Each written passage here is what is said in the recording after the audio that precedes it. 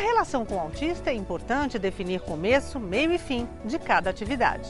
Essa questão da organização da estrutura é importante. Mostrar o que ele vai ter durante o dia. Isso gera uma segurança, a questão da previsibilidade, saber o que ele vai fazer. Então isso ajuda muito no trabalho pedagógico e na vida dessa criança. Ele acaba tendo muito menos episódios de frustração e muito menos momentos disruptivos, né? Que é aquela tal da birra, o chilique, né? Qualquer alteração nessa rotina para ele é muito complicado, né? A gente tem que negociar sempre e sempre negociar visualmente. Na nossa instituição, antes de sair com esse aluno, nós mostramos visualmente aonde nós iremos, né? Então nós vamos no supermercado, vai ter a foto do supermercado, o que nós vamos comprar nesse supermercado. Nós temos a lista visual ali do que nós vamos comprar, isso já gera uma segurança, diminui uma ansiedade, né? E problemas de comportamento. O Rafael, ele fica nervoso em ambientes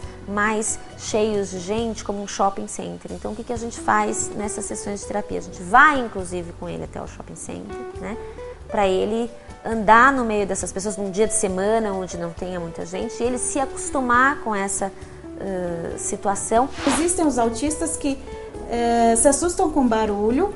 Existem as crianças que apresentam o problema realmente biológico, que é a hipersensibilidade auditiva. Praticamente para sempre elas vão ter essa dificuldade em lidar com barulho, com determinados sons. Esse barulho pode incomodar tanto que chega a doer e ter que tapar os ouvidos. Numa situação de conflito, uma criança autista pode desde ficar apática e sair fora de campo, mas como ela pode se tornar uma criança de comportamento hiperativo, de querer conflituar, brigar. Algumas crianças que apresentam quadro de agressividade, daí a gente entra com a medicação.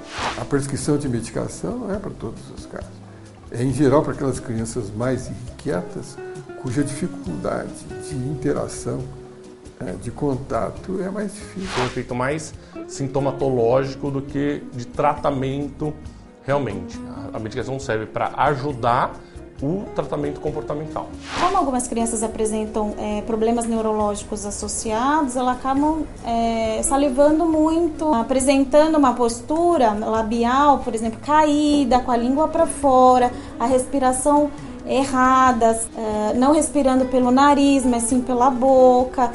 Existe um trabalho que ele é feito com gelo, né, que já é comprovado, que ele contribui muito para enrijecer a musculatura da bochecha, de língua. A participação da família é fundamental no sucesso de qualquer tipo de tratamento. É interessante quando você traz o irmão para a terapia também, ou os pais, de forma com que você ajude o irmão a brincar, porque é muito difícil às vezes você brincar com uma criança com autismo porque ela brinca diferente ou ela não te dá tanta atenção. Os pais dessa criança também precisam ser orientados. É um cerco que acaba sendo feito e os pais também vão ter atuações no sentido de tirar essa criança dessa condição muito imatura para uma condição de mais desenvolvimento. Essa proximidade ajuda os pais a estar com a criança em casa, trabalhar com a criança em casa, não a fazer terapia, mas a conviver com essa criança. A partir do momento que você trabalha a autonomia de um filho, você melhora a qualidade de vida da mãe. Podemos ter crianças autistas que se desenvolvem, chegam à adolescência, à vida adulta e seguem como indivíduos bastante dependentes, que necessitam ser cuidados, que não têm autonomia para se mobilizar. Tem alguns casos que vão ter uma dependência para sempre, né, de um profissional, de um especialista. Se você fizer um trabalho com uma criança com comprometimento grande, sempre vai ter um desenvolvimento, sempre vai ter um crescimento, uma melhora, mas vai ser uma melhora menor do que um com autismo mais leve. Criança que já teve atraso no desenvolvimento da linguagem, mas tem um bom potencial cognitivo, se treinada, se tratada, vai ter um bom desenvolvimento social. Frequentam escola, sabem arrumar o seu material para ir à escola, se alfabetizaram, conseguem ler, têm interesses próprios, às vezes dirigidos para alguma coisa muito específica, têm habilidades e talentos, por exemplo, musicais. Existem alguns casos que que frequentaram faculdade, que fizeram pós-graduação, alguns poucos casos que casaram, porque tem essa questão da relação é muito difícil. Os que se desenvolvem mais, apesar de terem traços de autismo, podem não ser autistas, mas portadores da síndrome de Asperger. O isolamento social, tem um apego grande à rotina, mas que não teve atraso no desenvolvimento da linguagem e não apresenta nenhum déficit cognitivo, não apresenta nenhum tipo de retardo mental. A origem do autismo é tema que ainda provoca bastante polêmica na comunidade médico-científica. Aqueles que defendem a origem genética do autismo não conseguiram mostrar com consistência que essa estrutura cerebral esteja alterada. Tem muita coisa que aconteceu nesses últimos anos na parte genética do autismo, né, que a gente acabou descobrindo que tem uma contribuição genética muito forte. Em meio às polêmicas, surge uma esperança de cura. A gente trabalhou com uma população de crianças autistas, uma população de crianças não afetadas, a gente derivou esses neurônios e começou a observar, né? E o que a gente notou foi que os neurônios autistas eles tinham alterações morfométricas, ou seja, eles eram menores, eles tinham menos ramificações, né? E eles apresentavam também alterações funcionais. Então a gente teve a seguinte ideia: vamos tratar esses neurônios com algumas drogas, né? E drogas experimentais que a gente sabe que fazem bem para a fisiologia neuronal, né?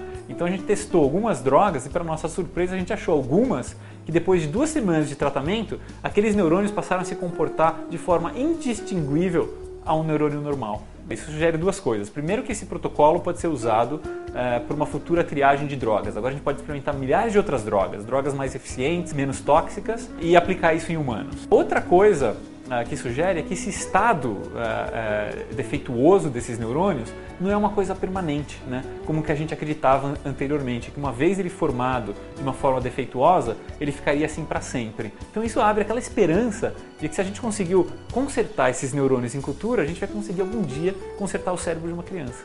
Para transformar o sonho em realidade é preciso tempo e dinheiro.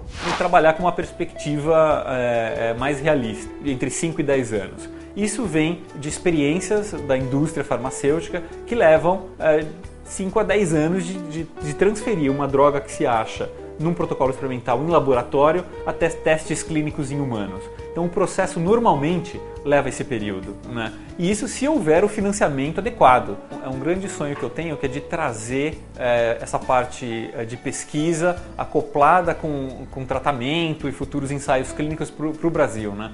Então existem diversos, o que a gente chama de centros de excelência do estudo do espectro autista em diversos lugares do mundo, né? E não existe um desse no Brasil, né? E como o autismo é uma doença relativamente frequente, né? Tipo, afeta 1% das pessoas, se a gente não conseguir atrair um centro de excelência para o Brasil agora, a gente vai acabar ficando para trás. Se você quiser saber mais sobre bem-estar e qualidade de vida, acesse o nosso site, acompanhe as novidades do programa seguindo o Twitter do Edição Saúde e aproveite também para curtir a nossa página no Facebook. Até mais, tchau!